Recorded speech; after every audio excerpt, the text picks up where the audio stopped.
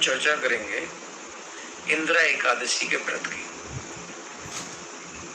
क्योंकि ये श्राद्ध पक्ष में भी पड़ रही है और श्राद्ध पक्ष में पड़ने के कारण इस एकादशी का महत्व बहुत बढ़ जाता है। हम लोगों को बहुत ध्यान से इस एकादशी का व्रत करना चाहिए। कोई भी कार्य ऐसा न करें जिससे हमारे पितृ हमसे रुष्ट हो। और इस समय बहुत बड़ी बात कि कई लोगों को ये सामंजस्य रहता है कि इस एकादशी के दिन हम लोग अपने पितरों का श्राद्ध कर सकते हैं अथवा नहीं कर सकते। तो इस पे भी बहुत ध्यान से आपको ये पूरी कथा व्रत का पूरा इस वीडियो को आप सुने और ज्यादा से ज्यादा जल्दी लोगों को शेयर कर दें, क्योंकि मुझे पता है मैं लेट से ये वीडियो बना रहा हूँ। अश्विन मास के कृष्ण पक्ष की एकादशी का नाम है इंदिरा एकादशी। पितृ पक्ष में आने के कारण इस एकादशी का मान राज युधिष्ठिर ने जब भगवान श्री कृष्ण से इस एकादशी के विषय में पूछा, तब भगवान श्री कृष्ण ने इस इंदिरा एकादशी के व्रत को करने से कितना बड़ा मनुष्य को पुण्य मिलता है इसके विषय में बताया था। और उन्होंने कहा था कि जो भी मनुष्य इंदिरा एकादशी का व्रत करता है उसे एक एकादशी का व्रत नहीं बल्कि कई कई यज्ञों के व्रत करने का यज्ञ करने का फल उसको प्राप्त हो जाता है। पितृपक्ष में इस एकादशी को आने से पितृगणों की आत्मा को तृप्त करने का अवसर भी मनुष्यों को प्राप्त होता है। और जो इस व्रत को ढंग से करते हैं उनके पितृ भी तृप्त उनसे हो जाते हैं। उन्हें पितरों की भी को दसवीं तिथि के दिन से ही मतलब दसवीं की रात्रि से ही मन क्रम वचन से शुद्ध आहार विहार विचार करना चाहिए। और उसके बाद में एकादशी जब हो तो पहले तो हम बता दें, हम लोग सुबह ब्रह्म मुहूर्त में उठें, स्नान करें, स्नान करने के बाद फिर संकल्प करें।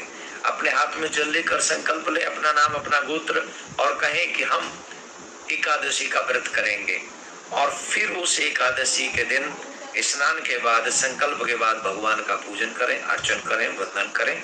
और वंदन करने के बाद में हम भगवान का नारायण का जो भी आपके इष्ट है उनका ज्यादा पूजन करना चाहिए, ज्यादा मंत्र का जाप करना चाहिए, असत्य वाणी से बचना चाहिए, क्रोध करने से बचना चाहिए, पृथ्वी पर शयन करना चाहिए, रात्रि में जागरण करना चाहिए, जो शयन तो करना ही नहीं चाहिए, मतलब समझ गए। और इस दिन अपने पितरों को ज्यादा याद करें, भगवान को याद करें, कीर्तन करें और ज्यादा इसमें जितना भी इस एकादशी के दिन भजन दान देगा। अब एक और बात बता देता हूं मैं कि एकादशी के दिन पढ़ने वाला श्राद्ध क्या एकादशी के दिन करना चाहिए।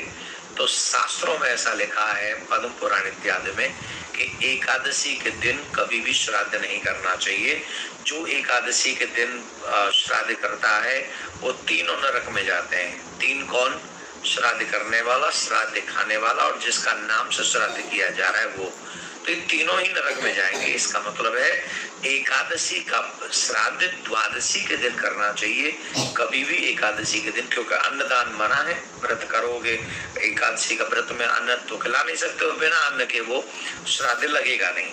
तो तीनों को नरक में जाना पड़ेगा। इसके लिए बहुत सावधानी रखें कि एकादशी के दिन हम श्राद्ध न करें और श्राद्ध द्वादशी के दिन उनके नाम से हम लोग कर सकते हैं, करना ही चाहिए। हम सबको हमारे आसपास में जो पीपल हो वहां तिल के तेल का दीपक जलाना चाहिए और तिल के तेल का दीपक जलाकर 11 परिक्रमा करनी चाहिए। पितरों को प्रसन्न करने के लिए, उनके कल्याण के लिए उनसे प्रार्थना करनी चाहिए और कहना चाहिए कि आप हम पर प्रसन्न हो, आप हमारे ऊपर दया करें। इस उपाय को करने से आपके पितर भी आप पर प्रसन्न होंगे।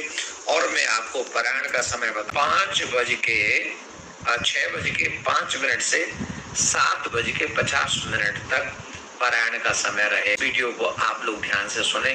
भगवान श्री कृष्ण के बताए हुए इस एकादशी महात्मा का बहुत बड़ा फल है। पितरों को प्रसन्न करने का भी बहुत बड़ा फल है।